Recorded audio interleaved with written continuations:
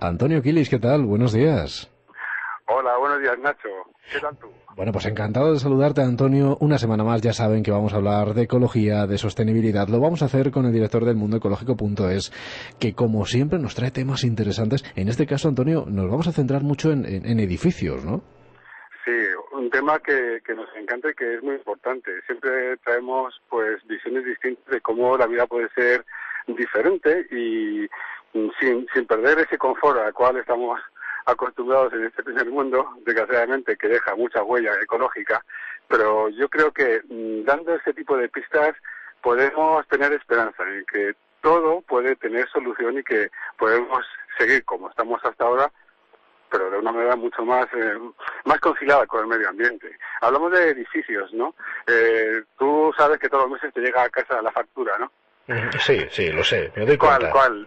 La Me doy cuenta hipoteca. de varias, de varias. Sí, sí, lo sé. Bueno, segunda gran preocupación que Ajá. tenemos en lo que es la gestión de nuestros hogares e incluso también de las empresas y de las oficinas, ¿no? Es la factura energética, que a lo que estamos acostumbrados es que no puede subir o que no entendamos nada, que es lo más habitual, que no sepamos ni por qué nos suben, ni por qué nos bajan, ni por qué tenemos tanta deuda con las eléctricas. Pero bueno, que quitando lo que es la preocupación del mes al mes, tenemos también soluciones para poder aminorar todo esto, ¿no? Hay pues sistemas de construcción que hemos hablado ya aquí, ¿no? En las casas de madera, hemos hablado también de sistemas de calor frío urbanos y también de bioclimatismo. Y un conjunto prácticamente de todo esto, aunque nos lo van a explicar mucho mejor, son la edificación de consumo casi nulo, ¿no? Edificios de consumo casi nulo, cosa que llama la atención, que un edificio prácticamente no consuma y que es posible, ¿no? Porque ya hay casos que se pueden ver, palpar, preguntar, incluso hay especialistas y técnicos que se dedican a eso. Y precisamente nos va a explicar mucho mejor esto de lo que estamos hablando Marta Mediavillas, vicepresidenta de la plataforma de edificación Passive House. ¿Qué tal, Marta? Buenos días. Hola, buenos días. Cuéntanos, Marta, ¿qué es un edificio de consumo casi nulo, que es lo que comentaba Antonio? Bueno, pues en realidad es un concepto nuevo que nos ha impuesto Europa hace unos años y que todavía está sin definir porque esta definición depende de cada país. Y en España en concreto todavía no tenemos un valor exacto que nos diga que es de consumo casi nulo. Pero sí que ya nos da una pista de que son edificios que efectivamente van a consumir poco o nada. Incluso a punto que ya empieza a haber edificios que producen más energía de la que necesitan. Claro, es que es muy importante. Bueno, que produzca más energía de lo que necesitan es otro tema, porque también ahí nos meten lo que son las tarifas de respaldo para poder producir y venderla. Pero bueno, en este caso, vosotros estáis en una plataforma llamada Passive House, que me gustaría que me comentaras qué significa Passive House. Bueno, pues nosotros efectivamente somos una asociación sin ánimo de lucro y lo que hacemos es precisamente este concepto Passive House, que es un concepto alemán. Nuestra intención es darlo a conocer en España y adaptarlo a todas nuestras características específicas como país, ¿no? Que son tanto el tema del clima como el tema de costumbres, de sistemas constructivos tradicionales, pues ver cómo este estándar podemos mejorarlo y adaptarlo a nuestras circunstancias. ¿Y cuáles son realmente las ventajas y los inconvenientes que puede tener este tipo de edificios de los que estamos hablando? Bueno, pues ventajas todas, que ahora las enumeramos, pero vamos a empezar por los inconvenientes porque acabamos enseguida. El único inconveniente o el primer prejuicio que tiene todo el mundo es el tema del coste. Entonces, esto es lo primero que yo quería desmentir.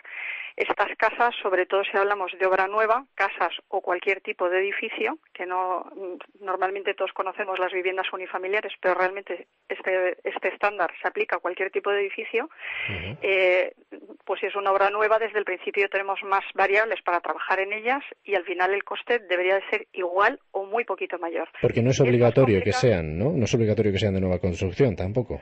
No.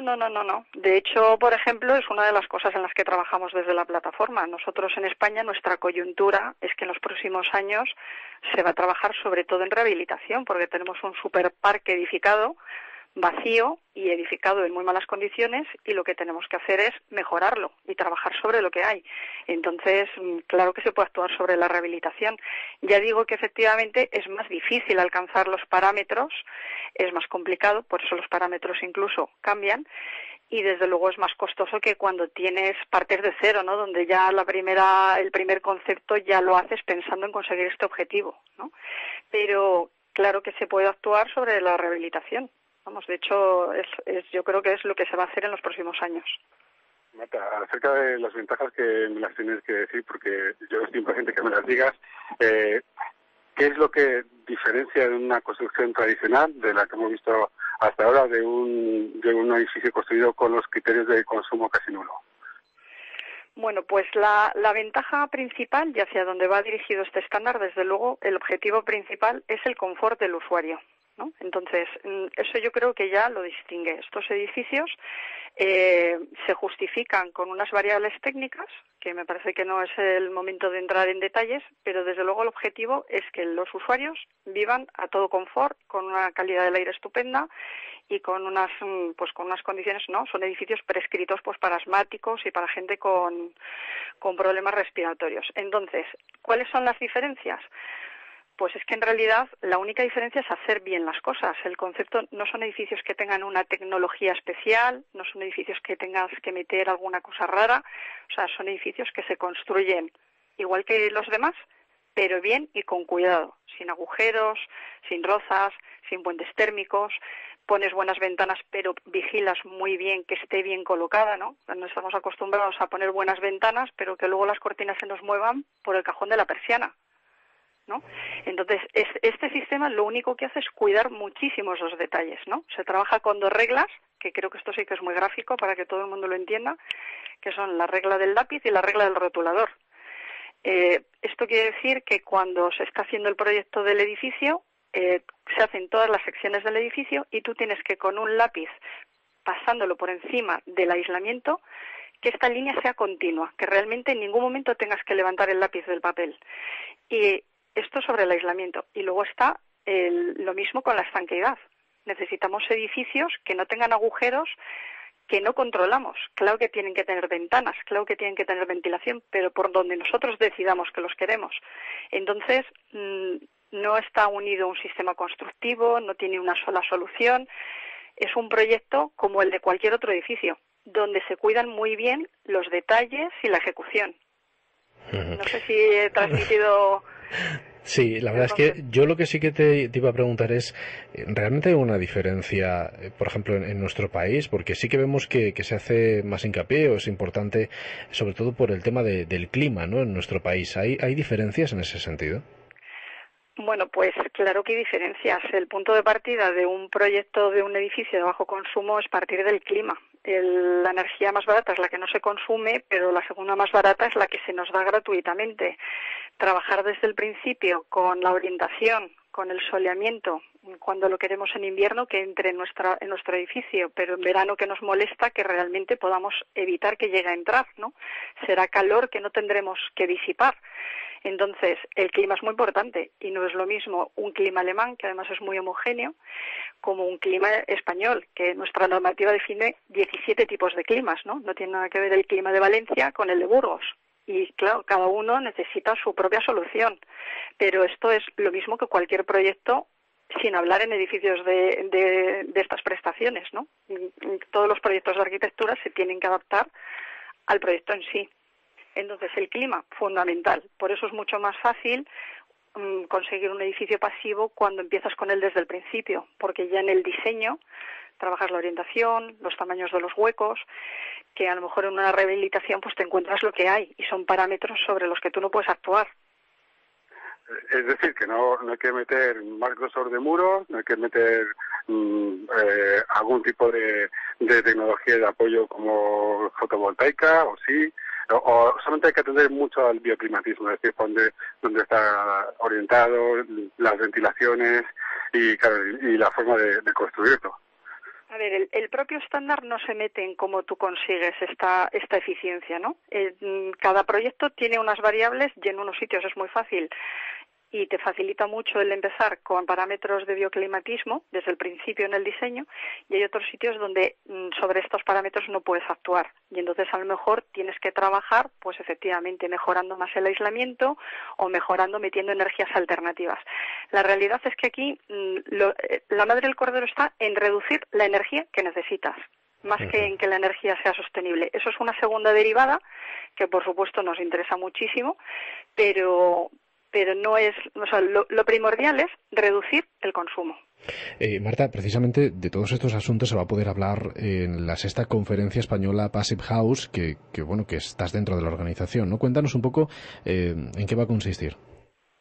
Bueno, pues nosotros efectivamente una vez al año hacemos una puesta en común de tipo nacional, nos juntamos todos los que estamos involucrados en estos temas y es el acontecimiento donde pues hacemos un esfuerzo en transmitir las últimas novedades en el mercado, cómo se ha avanzado precisamente en esto de la adaptación, donde encontramos nuevas empresas que nos abastecen y nos ayudan a sacar adelante estos edificios. Es un punto de encuentro y de actualización y de especialización. Este año, además, queremos dar un paso más y queremos llegar a nuevos sectores, ¿no? Porque para que esto tenga sentido, no vale solo con que los técnicos estemos preparados. Es fundamental que haya una demanda por parte de la sociedad. Entonces estamos buscando el apoyo de las instituciones porque creemos que tienen que ser las primeras que nos adapten las leyes y vayan trabajando en este tipo de camino, ¿no?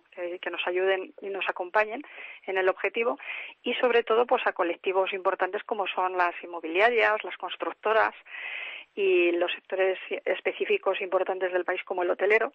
Y bueno, vamos a hacer un bloque importante de mercado precisamente para transmitir que esto no es ciencia ficción y que no es algo imposible, sino que está aquí y que es algo perfectamente asequible. Y va a ser los próximos 20 y 21 de noviembre, se celebra esta sexta conferencia española Passive House en Madrid. Y antes de terminar, brevemente, me gustaría que también nos dijeras una novedad que vais a hacer, algo que la gente va a poder visitar y va a poder comprobar, ¿no?, de todo lo que estamos hablando.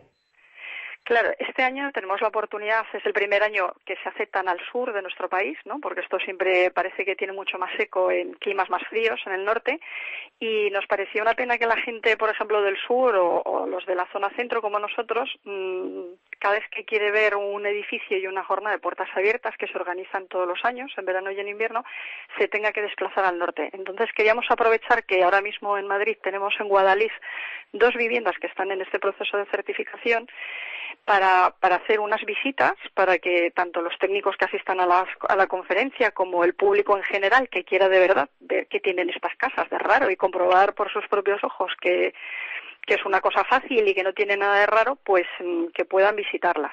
Estamos organizándolo y la información se publicará a través de nuestra web en los próximos días. Recuérdanos la web. La web es www.plataforma-normalpep.org. Ahí es donde vamos actualizando siempre pues todas nuestras actividades y ahora en concreto todo lo que tiene que ver con la conferencia. Pues Marta Mediavilla, vicepresidenta de la plataforma de edificación Passive House, muchísimas gracias por haber estado con nosotros. A vosotros por darnos esta oportunidad de contar lo que hacemos. Es un placer. Y como siempre, Antonio Quilis, director del mundoecológico.es. Gracias y bueno, ya sabes que te esperamos la semana que viene.